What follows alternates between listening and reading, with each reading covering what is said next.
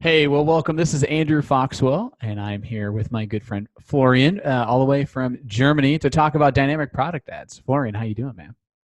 Hey Andrew, I'm good. How are you? Good, good, good, good. Yeah. So, well, we're talking about dynamic product ads because Florian and I have a new course that's out on dynamic product ads that is just was released recently, and it's only this current price for only a few more days, which is important to mention. But there's a lot of nuance to dynamic product ads that I think people forget. So that's really what we're going to be talking about today. I think one thing right out of the gates we want to talk about is just optimization and maybe some of the things we cover in the course. One of the things that to me in going through the content, so this course is almost 3 hours, which is nuts, is the optimization of just the actual feed itself, specifically around the events that are firing. That's really where we start off. Can you talk about where the events that you see like not firing properly and talk a little bit about the match rate that you see and where a lot of mismatches happen there for you? Yeah, totally. I mean, this is the most important thing technically wise regarding dynamic ads. So you have to make sure that your feed and your pixel are talking to each other and like understand each other. And that's the most the reason why most dynamic ads don't like get the full performance out of their campaigns. So the most crucial part here is that you make sure your dynamic ads setup is correct, is that your pixel is firing correctly on your site, especially with the event parameter. So you have the pixel events for view content, for example, if someone is visiting your product pages, you have the pixel on add to cart buttons or in the add to cart page, and you have the pixel on the thank you page of your site with the purchase event. And all three pixel events, you need to make sure that the pixel is sending the content ID or the content IDs of the products the person viewed or sold or purchased in your shop. And this ID has to match with your data feed. So your data feed has to provide the same ID of your products so that the dynamic ad principle can work. Like the pixel does talk with the catalog, and then there's a match between those two elements, and you can advertise to this person in your remarketing campaigns, and this person um, is automatically how to say, like They're automatically retargeted, basically, with yeah, that particular thing that they've been looking at. Yeah, yeah, yeah. I think that's common. I mean, I think in the accounts that I look at and the accounts that we audit, one of the things that we see is that there's a mismatch, and you can always do it. You can always see it by going in and looking at the events with matched content IDs under the catalog manager, and it'll tell you how many percentage of the ads to cart can't be retargeted, or how many purchases weren't firing properly. And a lot of times it can be extreme. It can be 40 to 50 to 60% of things you can't actually retarget because the content IDs aren't there. So that's one thing about optimizing your product feed that I think is super common. Another one that I think a lot of people miss out on is the names of the products. So yeah. uh, all caps names, or they'll have some sort of ampersand in the name, or they'll have really long product descriptions, or even the short descriptions that don't show. So, what's some of the optimizations people can do in that regard that you think are really helpful? I mean, a lot of people are using their data feeds. They are using for other feed-based advertising platforms. For example, they are using the same feed on Google Shopping, also for their dynamic ad campaigns on Facebook. And often something like you've said before is happening. Then all product names in caps, um, long titles, long descriptions, something like that. And you can use tools that are optimizing your product titles, that are optimizing your descriptions. So you can put, or you can use your product titles in your dynamic ads. So you can put in your product name, and Facebook is using it automatically in your advertising or in your ad copies. And then in our opinion or in our experience, the ads are getting a lot higher click-through rate if you're using like the name of the product, the description of the product in the ad copies.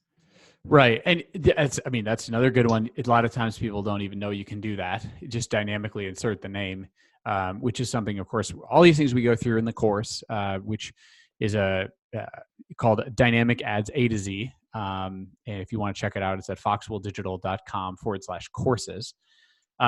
One other thing in terms of the optimization around the images, I think this one gets people the most excited, is optimizing, creating a catalog specifically for user-generated content that is, or even updating the imagery within the catalog, and so it's not just a product on a white background, which is common.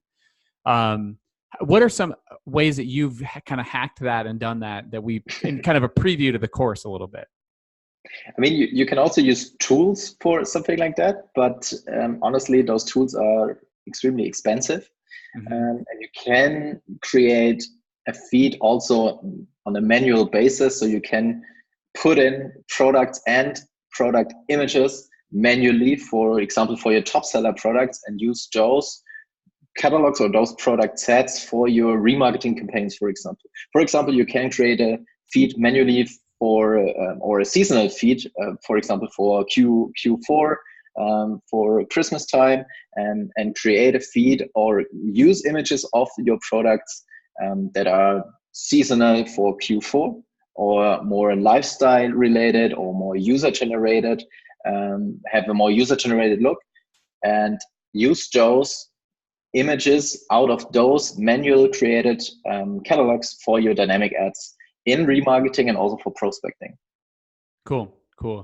Yeah, I think that's a big one that a lot of people get excited about, because that's a great way to utilize different types of content that people are sending you in a different and interesting way, and you can create those fairly easily now. It didn't used to be as easy, and now it's easier with sort of the manual catalog creation, which is really big. I mean, I think there's baseline optimizations that people don't necessarily think about. A lot of times you're looking at a DPA targeting on remarketing, and it has a view and add to cart combined together.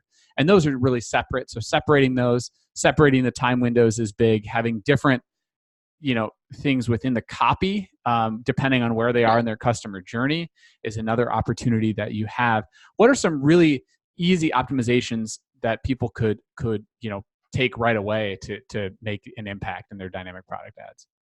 Yeah, I mean, exactly what you just said before. Split out your audiences based on the action people took on your site. For example, split out view content events out of the add to cart events, for example, and use different ad sets, and therefore you can use different ad copies, different ad formats. For example, you can use collection ads for add to cart remarketing, or you can use collection ads for view content remarketing. The collection ads, especially good format in my experience for some kind of win back strategies. So you can use it, for example, for longer time windows, like view content 60 days plus. Put in your top seller products and bring those people back into your funnel. So I call this, you can create a funnel in your funnel only with your dynamic ads, only in the BoFood part of your funnel, only in bottom of funnel. Into your dynamic ads, you can create another funnel in your funnel. If you split out those audiences based on the action types and use different ad copies and formats and stuff like that. Yeah, definitely. Yeah, that's a huge one that I think the win back, like you said, the funnel within the funnel is something that a lot of people don't know that they can do, and is a great way to increase return on ad spend for sure, and really optimize those dynamic product ads.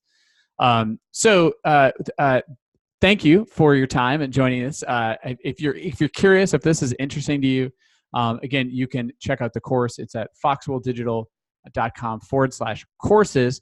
And the course name is Dynamic Ads A to Z, the complete dynamic ads masterclass for e-commerce. And if you purchase the course, you get not only the course itself, which is almost 3 hours of content, you get an index with timestamps so you can zoom wherever you want within the video.